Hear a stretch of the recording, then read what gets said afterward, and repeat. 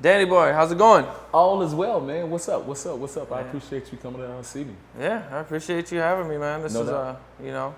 you did a lot of good things, man. Worked with Tupac. Oh, you wow. know. yes. I am know. so blessed for that, man.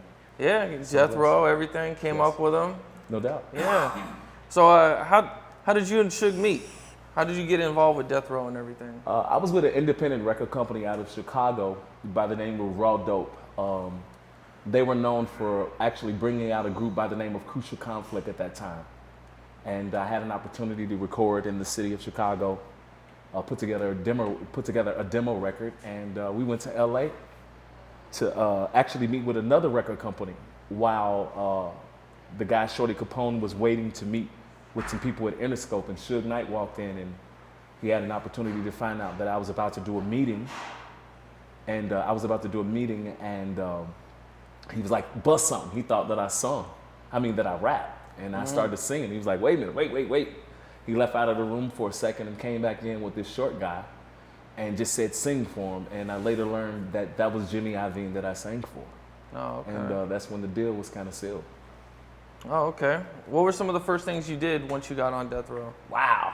I think we came to Las Vegas, Nevada. We came to some type of award show, and I think it was actually the first award show, whatever show it was their first attempt at trying this award show. And I'm a church boy from the west side of Chicago. I had been around, a lot of street dudes because I grew up, in the hood. But once I got to LA and we came to Las Vegas, they came here, and I had an opportunity to see Death Row, the real Death Row, I should say, like right up front, real close. Can you talk about what happened? I mean, it was some dude got on the stage and, he was throwing up some gang signs, and some of Suge homies walked up while they were filming and beat him up while they was filming. I mean, it was, to be somebody that I was used to talent shows from the city of Chicago, all around the city that I had done, but, to see somebody fighting at the damn award show. They were performing at an award show? Yeah, the awards was filming. They was like right in the moment. And whoever this dude was, went up there and started doing some gangbanging stuff, and some of Suge homies went up there and actually jumped on him. Did it mess up the award show? Yeah, I think the awards was over then. I think that was the beginning of me getting an opportunity to see Death Row being asked, would you please leave?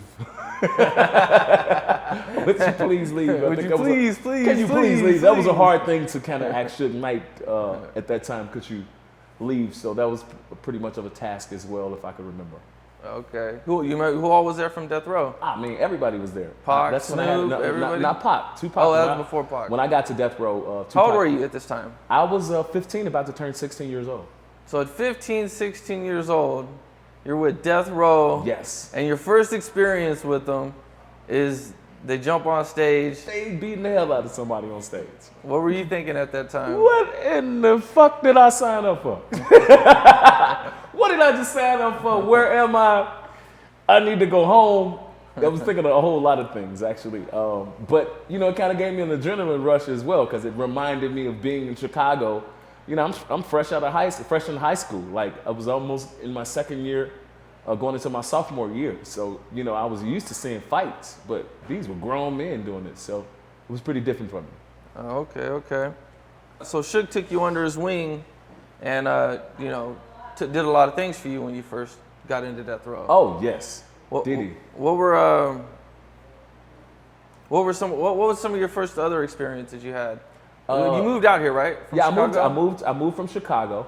I didn't immediately move because I didn't sign immediately. Suge offered the deal, but I didn't sign probably until about 6 months later. But he still took me under his wing, put me in a hotel.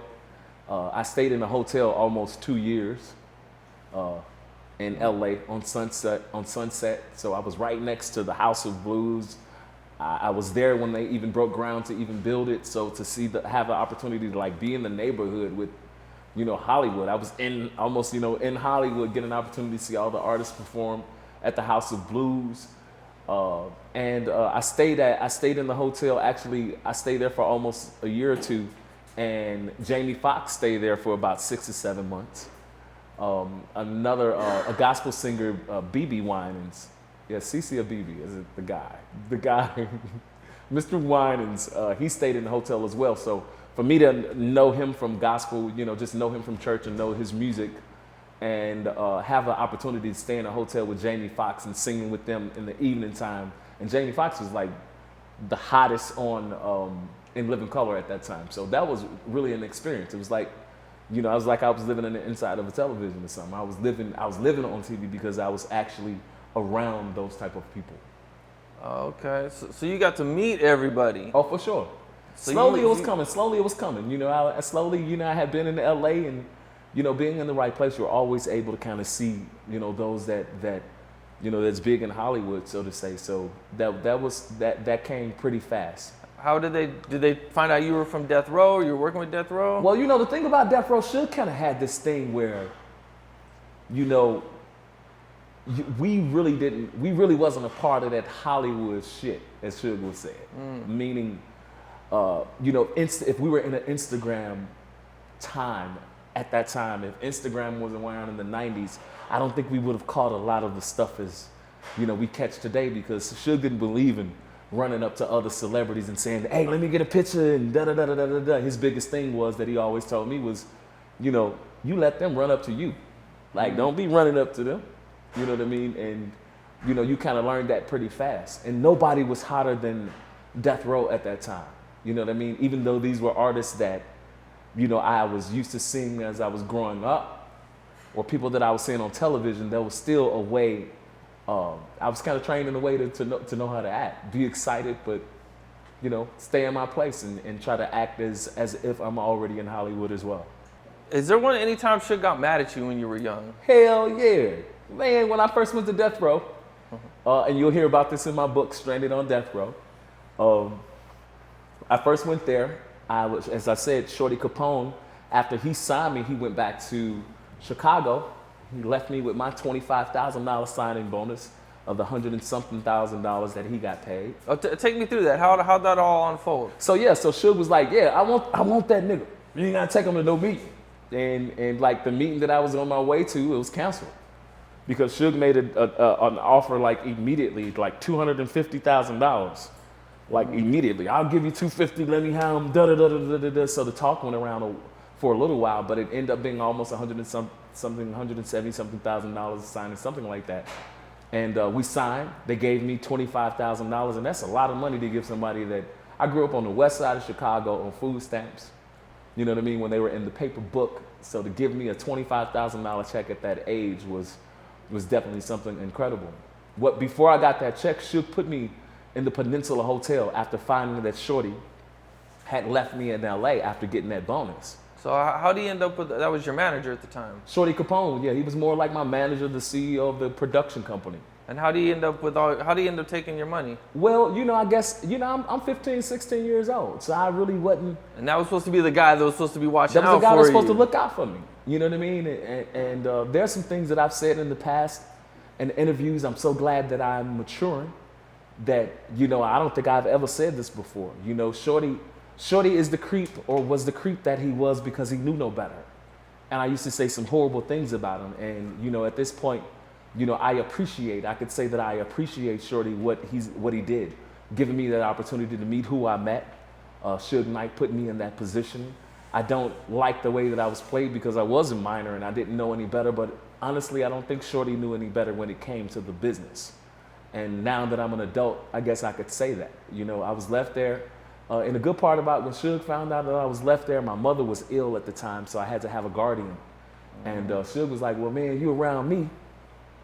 I might as well be your guardian, though. Before that happened, I'm staying in the Peninsula Hotel, and Jewel, one of the first lady of Death Row on the R&B side, she brought girls over to my hotel to the Peninsula every day, and they was getting these bottles, and I didn't know what the bottles was until I found out they was Cristal, and I didn't know they were so expensive. And she would come with at least 7 to 10 girls every day.